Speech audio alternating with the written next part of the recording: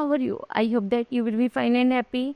Today we will read this chapter 20, story writing. Okay, so let's start now. This chapter,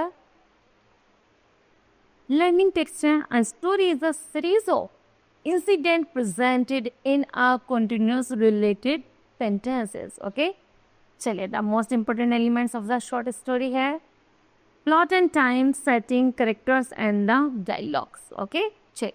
Read some sample stories to understand story writings more clearly. Look at the following picture and frame a sentence story on your own. Outline the story has been given. चलिए यहाँ पर आपको pictures के according ये pictures है जिसके according हमें story complete करनी है. कुछ आउटलाइंस दिए गए हैं, जैसे पढ़ते हैं इनको. King has a monkey dash monkey allowed to go anywhere in place dash one day King fast asleep monkey fast and comforts him. Fly sits on King nose. Monkey drew it away. Fly keeps coming back. Monkey plans to get rid of it. Hits it with a stick. Fly unharmed. King's nose broken.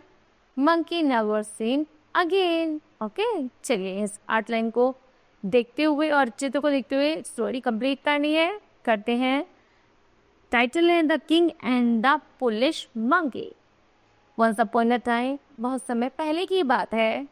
A king had a pet monkey. एक राजा ने एक बंदर पाला हुआ था. Who was very devoted to him. वह राजा का बिल्कुल भक्त मतलब दासों में से एक था. He was allowed to go everywhere he like to the king place. वह राजा जहाँ जाता था उसे हर जगह घूमने की अनुमति थी. One day the king was sleeping and monkey was busy in cleaning up fan.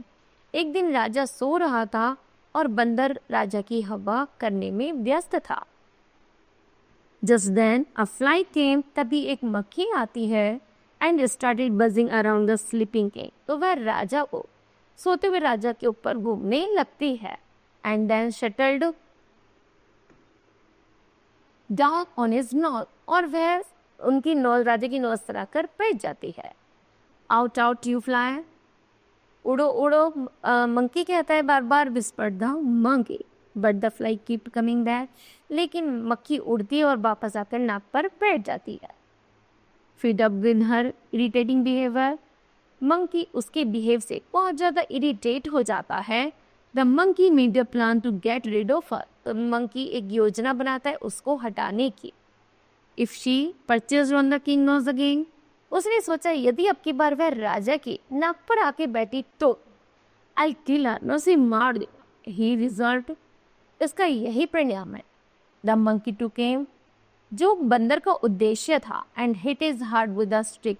वह एक स्टिक लेकर बैठ जाता है. केवल उसका उद्देश्य था मक्खी को पकाना. Before the stick could land the fly step in the flash. यहाँ तक कि पहले उसने स्टिक से मक्खी को हवा में उड़ाया. But the stick touched the king nose. और जैसे ही मक्खी राजा की नाक पर बैठी उसने उसी मक्खी को उड़ाने के लिए राजा की नाक पर हिट कर दिया. Henceforth the monkey was never seen in the place again. और इतना ऐसा कार्य करके राजा को गुस्सा आ गया. और अब के बाद उस